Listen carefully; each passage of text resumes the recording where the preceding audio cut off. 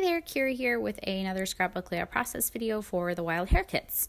So this month, the design team members and I decided to challenge each other with a little bit of a scrap lift challenge.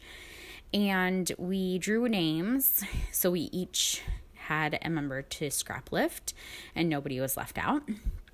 So I got Sarah, and you can see at the beginning of the video I showed her layout that I am scrap lifting, and I just made it a little bit more my style, or just a little bit different, because I don't know if mixed media is really my style, but so I started with some mixed media, and I didn't film that part because if you've been following me for long, you know that I'm a little bit apprehensive when it comes to mixed media, and it's not really my thing, but I'm trying to be a little bit more experimental in my scrapbooking this year, and I'm trying to use mixed media a little bit more. And I got a stencil in my Wild Hare kits this month, and I just kind of took it as a challenge from Allison to include some mixed media in my layout. So I just started with the stencil and some modeling paste.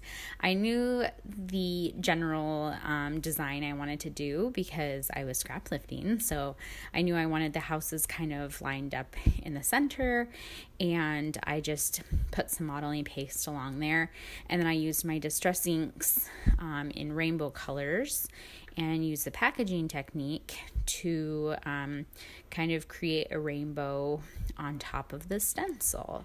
And then now I'm layering my my cut file just right over the top of that mixed media. So you can't see a whole lot of it, but it does add a little pop of color and definitely a lot of texture. It definitely pushed me out of my comfort zone making this. So I also stitched down the houses. I wanted to maintain that kind of texture and dimension of the houses not being completely adhered to the page. So I just glued them down a little bit, and then I just stitched along the bottom, which again adds a little bit more texture there.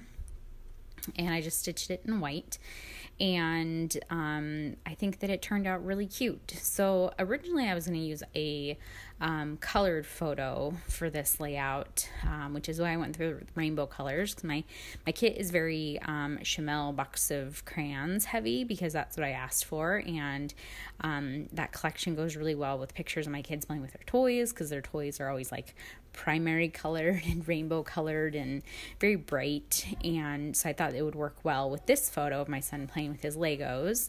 But then after I did the mixed media, I just thought that it was like a little too much going on, like it just made it look a little bit busy. So I ended up printing the photo in black and white. I think it looks a lot better in black and white. It just is not as in your face crazy.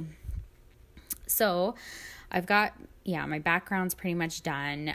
Sarah had her title kind of right on top of her houses, and so I did my title in kind of a similar area.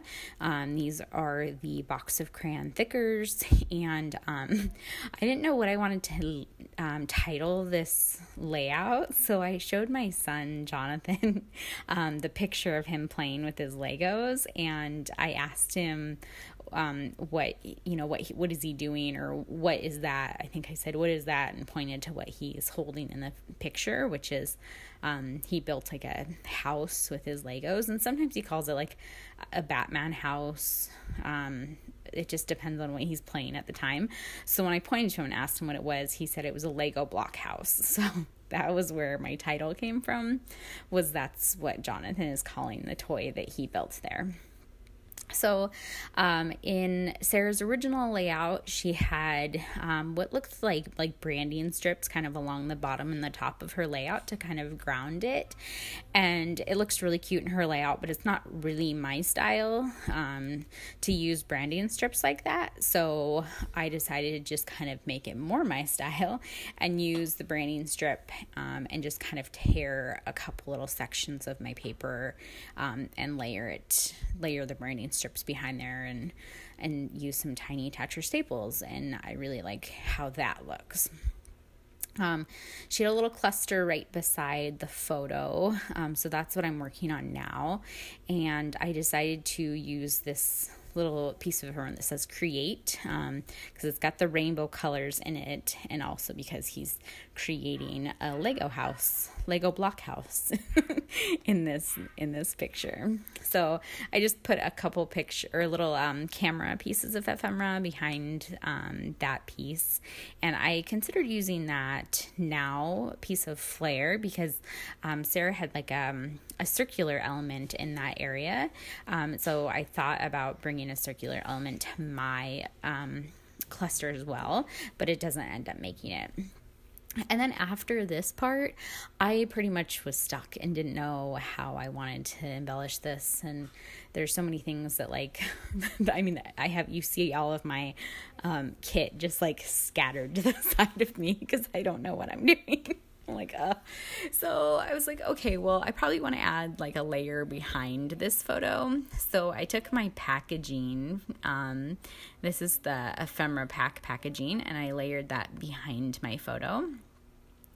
And then I did purchase the sticker hack. So this is the box of crayon stickers, but this is not in my Wild Hare Kids. This is something I added to it just for something additional. So I pulled out these stickers. I'm kind of looking at these, and nothing's really like jumping out at me at this point, like, I have to use this on my layout. I just didn't want it to get get away from me, like get too crazy, and I think that's kind of where it was heading at this point. Was I just wanted to add everything to it, and I just needed to kind of like scale back and not add as much. So when I started to adhere down my photo, this little chameleon kind of jumped out of nowhere at me, and I was like, oh, that's so cute. Wouldn't it be cute if he was like sitting on one of the houses? Because this is it's a whimsical layout. It's my son playing with his Legos, and I just thought that it was fitting if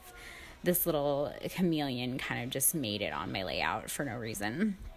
So I tucked him up on one of the houses, and I think that's really cute how he's just sitting up there. And again, I'm trying to see if I can fit that now in there, and it just doesn't end up making it. So I go ahead and adhere down my my thickers, because those weren't going to stick on all the mixed media I just did, so I had to glue those down. And then I was looking at the sticker sheet, and I really love all these little floral pieces in this in the sticker sheet, and so I grabbed one out, and I was like, oh, what if I like tuck it behind some of the houses? But it just wasn't big enough, really.